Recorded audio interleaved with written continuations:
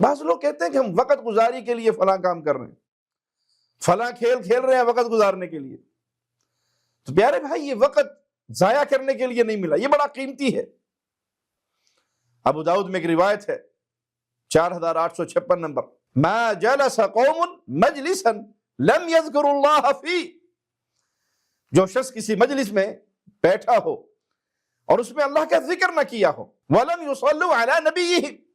اور نہ ہی وہ اپنے نبی صلی اللہ علیہ وسلم پر درود و سلام پڑھا ہو،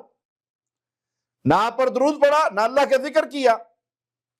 تو قیامت کے دن اس کے لیے اللہ کی طرف سے یہ مجلس بہت نقصان کا باعث ہوگی. اور اگر کوئی شخص کسی جگہ پر وقت گزارتا ہے، ایسی مجلس کا حصہ بنتا ہے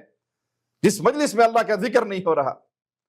آخرت کا کوئی فائدہ نہیں ہو رہا، نبی صلی اللہ علیہ وسلم پر درود نہیں پڑھا جا رہا، فضولیات میں وقت گزر رہا ہے،